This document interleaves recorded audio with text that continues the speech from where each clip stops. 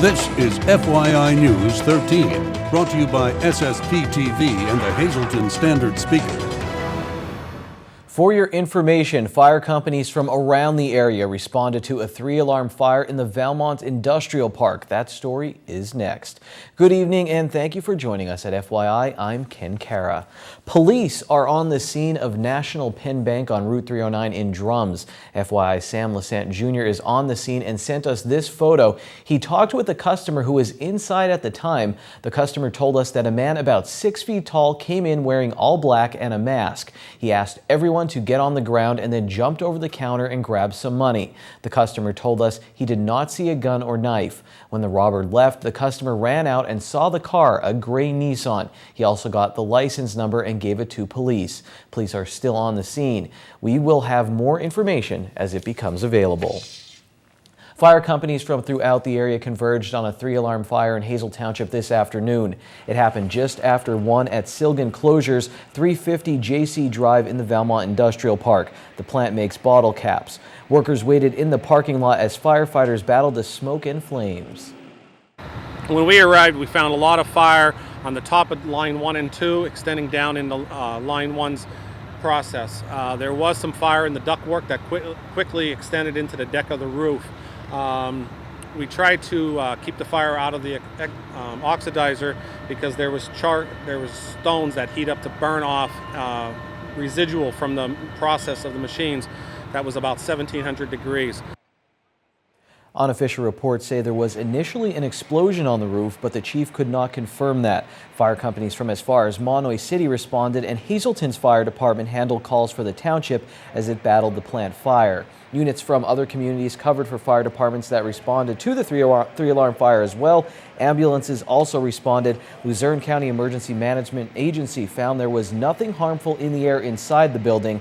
About 200 employees on day shift were evacuated and eventually sent back in. The next shift of workers will handle cleanup. No one was injured in the fire, and 1 firefighter was treated for heat exhaustion. A Black Creek Township family lost everything in a terrible Sunday morning fire. According to our media partner, the Standard Speaker, the Lloyd family made it safely out but lost their clothing and everything inside their home on Meadow Lane. The American Red Cross Bloomsburg chapter provided the family with food, clothing, bedding, and transportation assistance. Meanwhile, local farmers donated bales of hay to help the 23 Texas Longhorns and other farm animals raised by the family. And the Luzerne County Animal Response Team is coordinating efforts to feed the animals and welcomes more offers of hay. The family is staying with their daughter, who lives down the driveway from their home. No word yet on what caused the fire in Black Creek Township. An investigation is underway into 2 armed robberies in the city of Hazelton. According to Hazelton police, the incidents happened just minutes apart at 8:23 and 8:27 p.m. last night. According to police, an unidentified male entered the S&M Mart at 419 East Broad Street and demanded money. The suspect did not take any items during the incident. Then just 4 minutes later, police responded to the C&P at 118 East Chestnut Street for another attempted armed robbery.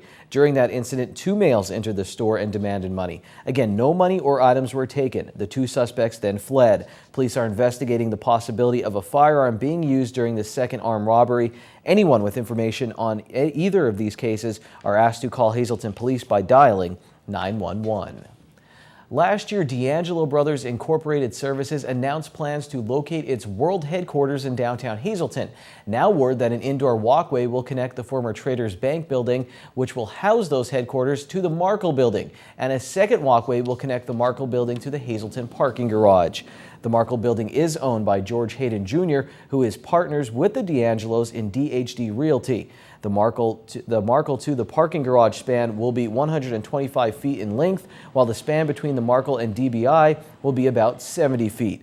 DBI spokesman Neil D'Angelo III said that the walkway will be set in place by a 300-ton crane. The prep work for the unique project will begin on Monday. With concerns over ISIS, one congressman from our area continues to voice concern over our nation's safety. Congressman Lou Barletta has called on Congress to adopt recommendations made by the 9/11 Commission, chief among them the enforcement of existing immigration laws. Barletta talked with FYI about his recent questioning of Homeland Security Secretary Jay Johnson during a hearing entitled Worldwide Threats to the Homeland. Well, this was the first time that we've gotten the Secretary of Homeland Security and the Department of Homeland Security to admit that doing background checks in an effort to give amnesty to those in the country illegally will not catch bad people from coming into the country. I talked about a man named Mahmoud Abba Halima. In 1986, he was given amnesty. He was claimed to be an agricultural worker. In reality, he was a cab driver in New York City. He was involved in the bombing of the 1993 World Trade Center. The only thing Abba Halima planted in America was a bomb. And I pointed that out to the Secretary, and he did admit that doing background checks, that these people are not going to come forward and it won't catch any bad people. And that's the first time that anybody has made that admission. The congressman says this is why he is against any form of amnesty. The Department of Homeland Security will not do face-to-face interviews when doing a background check. I've learned here as the mayor of Hazleton many times people can use fraudulent documentations to hide who they really are. Because they won't have a face-to-face background check done, anybody can submit any information. It's really giving the American people false security that we're doing all the checks to make sure that terrorists and gang members and drug dealers aren't getting into the United States, and I know better. I know that this is really just a window dressing, and then they will not catch the people who we want to keep out of the country. And that's why it was so important that at that hearing, I have it on record that the Secretary of Homeland Security admitted and agreed that these background checks aren't going to stop bad people from coming in the country. And because of the threat to America today, it is very important that we keep the bad people out of the United States. Barletta says that the 9/11 Commission found that as many as 15 of the 19 hijackers on September 11, 2001 could have been intercepted through diligent enforcement of existing immigration laws. Well, there's much more FYI coming your way. After this break, Janine Mazurkevich has more information about adoption in her Care for Kids segment. And in sports, we'll meet a local cheerleader bringing her spirit to London. This is FYI News 13, brought to you by SSPTV and the Hazleton Standard Speaker. All right, in your community today, Care for Kids. We're back with Lori O'Gurkis. And, you know, we started this organization called Brandon's Forever Home, and it is getting tremendous, overwhelming response from you, our viewers. So thank you so much, and from this great community. Yeah, Brandon's Forever Home was started. It's a 501c3 nonprofit charitable organization.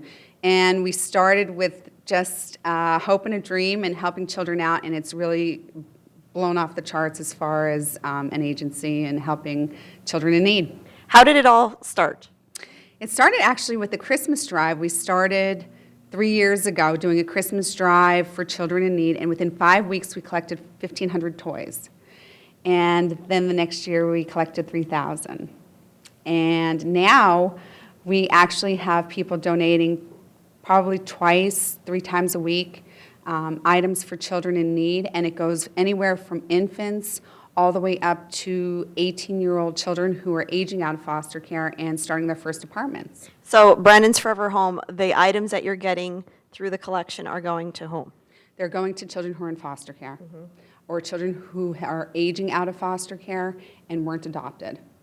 The perception is a lot of times that foster parents are making enough money from the subsidies that they get that they can provide all of the additional items that children need. And I know as a parent that there's always a wish list, there's always something that children need, and I try to provide as much as I can for my child, and I want foster parents to know that they can do the same, and that it's not a Goodwill, that it's not a Salvation Army. Not that there isn't anything wrong with that, but there is often this perception of children who are foster children that they're damaged goods, second-hand children, and I am going to give them the best of the best, and everybody brings me the best of the best for our children. And the other thing that's great about Brandon's Forever Home is you actually adopted your son. I adopted my son out of foster care in Luzerne County, And from that moment, I realized how many children were in need, and I knew I couldn't take them all, even though my heart wishes I could. And all my friends know that we do help as far as emergency placements, but I help encourage others to possibly think of looking right within their own community for a child that they can adopt. And I didn't realize when I was going through this process how many children are readily available and in need. And I know that there are so many good families like my own who want to add to their family and can make it this next step in increasing their family and the love in their homes and hearts. And you can be a part of it. We have a website that is going to be up and running very soon, right? Yes, we do. We have a website. It's going to be up and running hopefully this weekend. We have a Facebook page. It's called Brandon's Forever Home. We're almost at 1,000 likes. It's spun off, and it's really great because when I go and look, the majority of people aren't people that I am closely connected to. It's an outside circle, and for me, it's so indicative of what we're doing. I get phone calls during the week from all over the country, from people who want to help, from salons who want to provide haircuts, to businesses who want to provide golf lessons. So it's just a way of making people realize there are children in need right here within our community, and what can we do to help them until they find their permanent, loving, forever home. Brandon's Forever Home, thank you to Lori. If you want any more information, again, the website and the Facebook page, you're watching FYI on News 13. Time now for FYI News 13 weather.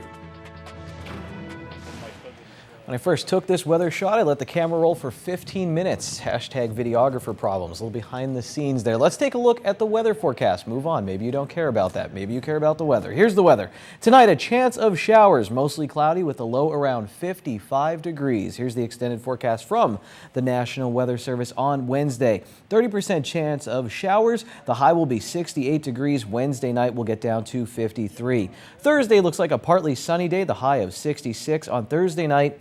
Partly cloudy, low of 51 on Friday. 50% chance of showers. That chance, look for that mainly after 9 a.m. and then a high near 66. Friday night, 60% chance of showers for Friday Night Football, the low of 50. On Saturday, another 60% chance of showers, but then a partly sunny day with a high near 61. Saturday night will get down to 40 degrees. Each year at this time, the first Sunday in October, a wonderful event is held in the Valley. It is the historic Brainerd Church Festival. And here to tell us all about it are two ladies who are very involved with it. To my left is Carolyn Tobias, who is a member of the Board of Directors for the historic Brainerd Church. And also to my right is Regina Drasher, a.k.a. Big Mary. And she'll tell you why she is also known as Big Mary in just a moment. Carolyn, I'm going to start with you. First of all, this is a great event taking place. Why is this festival held each year, and why is it so important to the Brainerd Church? It's extremely important to the Brainerd Church, as this is our one and only fundraiser. We're working very hard just to keep the church doors open to the public. I keep stressing to everyone, this is not my church or yours, it belongs to the community. And we just need to try and realize the history of the church and what it means to the Cunningham Valley. So we're hoping that we earn enough money to just keep the doors open every year. Hopefully, we're going to be able to do it again this year. The church was built in 1853.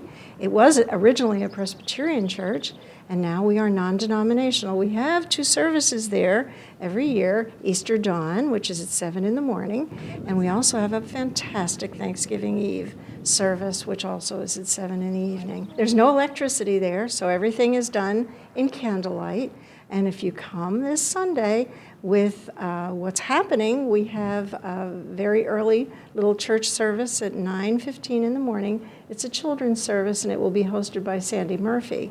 At that time, the grounds will be open for the festival to start around 10. We also have Abraham Lincoln coming, Mr. Rich Neely. There's a lot of things that will be happening at the festival. We have music on the grounds. There's a cupcake war. There's a trash to treasures. And if anyone has any articles from their home that they no longer want, we will be at the church on Saturday morning at 10 o'clock to gratefully accept your cast-offs. All Right, very well said. And again, this festival is Sunday from 10 to 3. It's taking a look back at our history, preserving our history. And Regina, I should say, Big Mary, you have taken part in many events throughout the area. So tell us the role you'll be playing and what you'll be doing there on Sunday. I'm going to be reenacting Big Mary. Big Mary was a Slovak woman hero after the Latimer massacre.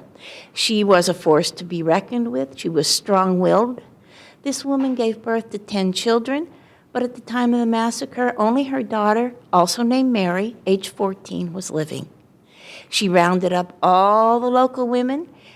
She was angry at what happened, being a Slovak herself, and they marched twice from Latimer to McAdoo, and they drove the scabs from the collieries there, and also they did some protesting in Latimer. Her husband's name was Jan. I have found that they had a son, Josephus, that was born in Hollywood, and they all but disappear after this. Maybe they were blacklisted, as was common in the times, but this was only women. And they didn't want the scabs working. 19 men have been killed, countless others shot up, injured, maimed for life. And none of these men were carrying any type of weapon. They were told not even to carry a walking stick. She's almost lost to history, and my goal in life in reenacting her is to have her not be lost, but to be remembered. So we hope everyone will come out and help preserve this part of history right here in the Valley. Here is the green screen, and if your numbers match any of these, well, some of them in order, you will win some green yourself. Here's the midday winning Pennsylvania lottery numbers. The daily number 898, and then the big four, 5870, Quinto 99252, Treasure Hunt 235 1422. When we come back, it's sports time on FYI.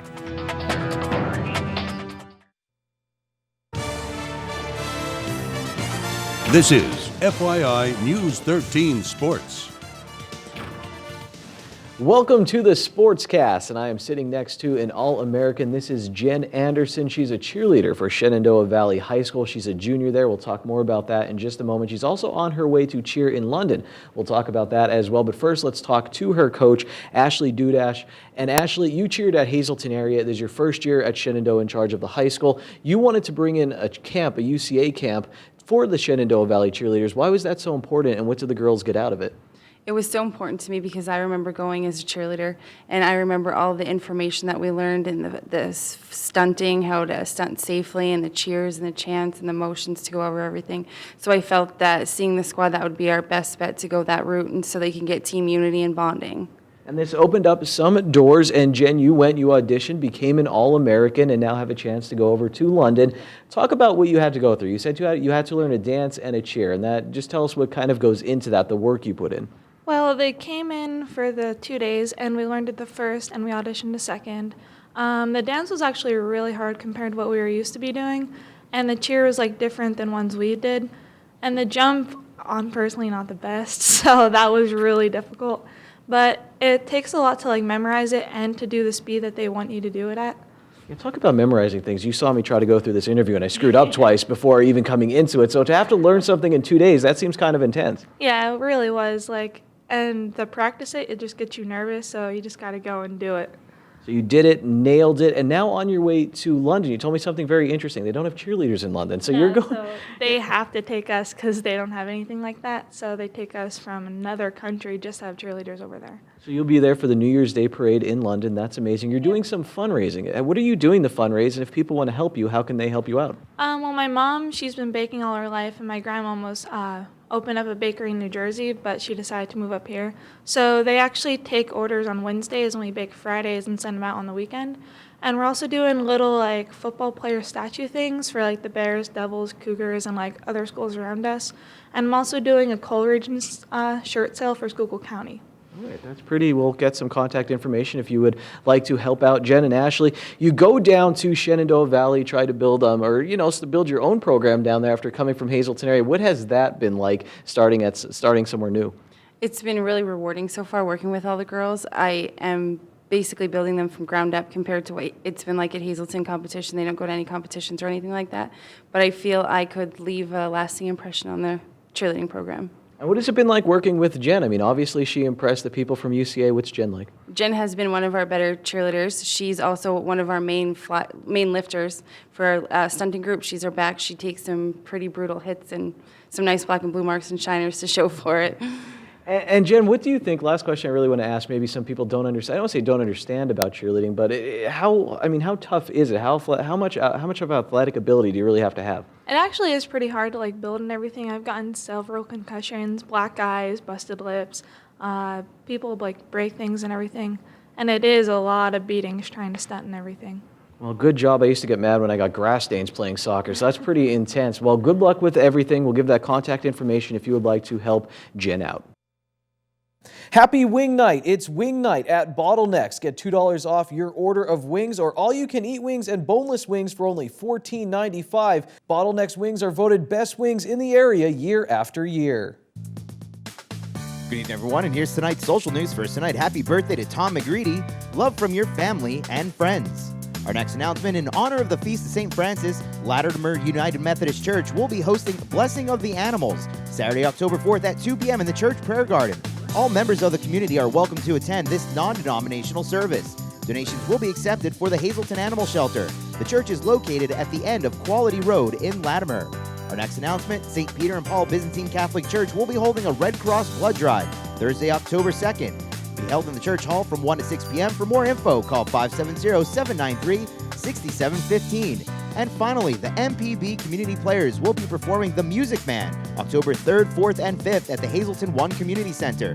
This popular family production features over 30 cast members, and tickets are available in advance or at the door. More information about this event, call 570-454-0178. That's tonight's Talk of the Town. News 13 would like to send sincere condolences to the family and friends of these recently departed. Theodore A. McGlynn of Sugarloaf. Funeral is Friday at 11 a.m. at the Stauffer Bresnick Funeral Home. Friends may call Friday from 10 to 11 a.m. And Kimberly Ann Sederi. Mass is Friday at 11 a.m. at the St. Cyril Methodius Parish at the Church of St. Joseph. Friends may call Friday from 9 to 11 a.m. Arrangements are under the direction of the Joseph B. Conahan Funeral Home.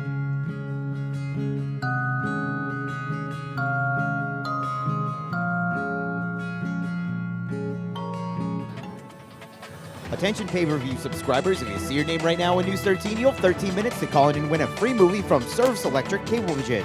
Our winner tonight is Paul Blashock of Zion Grove. Paul, if you're watching, give us a call right now, 570-455-7267, extension 104.